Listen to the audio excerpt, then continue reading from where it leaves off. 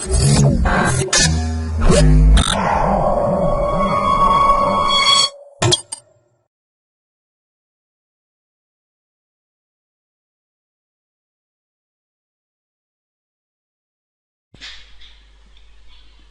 to myprojectbazaar.com.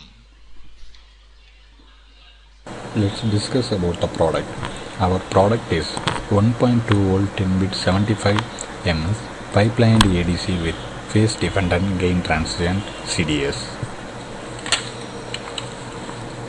A phase dependent gain transient corrected double sampling technique is proposed and applied to a 10-bit 75 millisecond pipelined analog to digital converter, that is hereafter mentioned as ADC converter. This reduces the accumulation of prediction error of each multiplying operational amplifiers without the need of additional capacitors and switches at the output. With a 10 MHz sinusoidal input, a prototype fabricated in a 0.13 micrometer CMOS process has a 56 dB signal to noise plus distortion ratio, that is SNDR ratio, and a 64.57 dB spurious free dynamic range. Analog to digital converters are essential interface between the analog and digital systems. There are number of different ADC architectures designed for different mixed signal VLSI systems. Among these architectures, a pipelined ADC can achieve a good balance between accuracy and conversion rate with low complexity and low power consumption. However, as the scale of CMOS process continues to shrink, it has become difficult to improve or even maintain the accuracy of the pipelined ADC because it relies on high gain operational amplifier, that is op-amp, and well-matched components. An immediate problem is that the combination of deep submicrometron process and low power voltage makes it difficult to realize an op-amp with a high open loop gain without sacrificing bandwidth. A promising method of compensation of op-amp which for gain error is the corrected double sampling, that is CDS technique.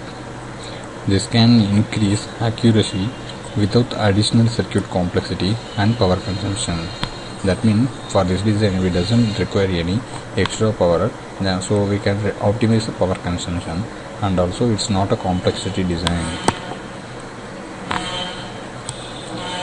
We propose a novel phase dependent gain transient series technique, which is another efficient way to reduce prediction errors without using additional capacitors by utilizing a very low gain op-amp. We reduce the prediction error by providing a slightly higher DC gain during the pre-amplifier phase, although this is still much lower than the gain of conventional op-amps commonly used in pipelined ADCs.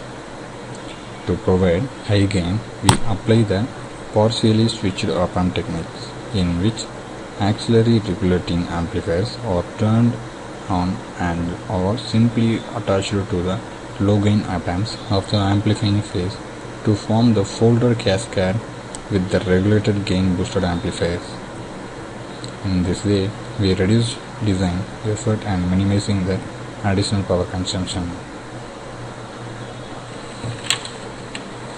Let's see the black diagram. So this is the flow of our process. So as we already discussed, our design is based on CMOS design methodology. So for this design, we have to use Tanner EDA as an implementation tool. So among overall this design, we have to include some similar blacks. So initially we have to process sample and hold and CDS blacks, and also we have to adopt comparator design inside this, and for overall design gives us a ADC circuit, and we have to get ADC out by simulating in WEdit. So in the WaveEdit, by the simulated results, we can analyze the performance result, and our performance results will give better performance than the previous methodologies. Let's discuss something about the tool. For this CMOS design based methodologies, we have to use CMOS design tool, that is called Tanner EDA tools. Commonly, Tanner EDA tools having lot of subdivisions, that is called SEdit, LEdit, WEdit and such more. There are lot of under devices. So in this we are using SEdit for circuit designing. So and then after we design that SEdit, while simulating, the circuit's design will pass through the T-Spice that we can understand through the checklist generated through the SPICE code. And finally, while we are simulating, the timing diagrams will appear in WEdit. Hence, commonly for our CMOS based designs, we will use mostly these three edit things. That is, again I will say as SEdit, LEdit, WEdit and T-Spice. So we can design the circuit based CMOS transistors by using SEdit. Here, before we starting the simulation, we have to select a new cell. Here is the cell menu. Here we have to select the cell menu and we have to select new cell. So there you can select number of cells like cell 0, cell 1 up to cell n you can select. So each cell should contain different CMOS design. And next process is to set up simulation.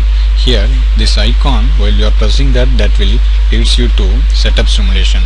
In the setup simulation you have to set up maximum time duration for the design and nanoseconds based setup methodologies.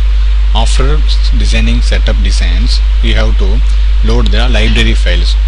So initially for the design of CMOS designs we need some CMOS components. Those CMOS components will occupy in CMOS libraries. That means CMOS libraries contains components of which required for CMOS design. So here you can see what are the components listed in CMOS library. While you are pressing add, it will leads you a window menu. There you can locate the library file where you have stored. So from the location where you have stored, you can select all components which you can need for your CMOS design. So after design of this cell, you can save the design, and while you are pressing run, it will leads to T-Spice. So through T-Spice you can see what are the checklist available in T-Spice. In T-Spice usually the components which you have used are listed in as a component code. That means you can see that as a program wise. That's why that T-Spice codes are called netlist. You can run either from SEdit or from T-Edit. From wherever you are running, the output timing diagrams will show in WEdit. In WEdit you can see the waveforms which we have obtained for corresponding CMOS design.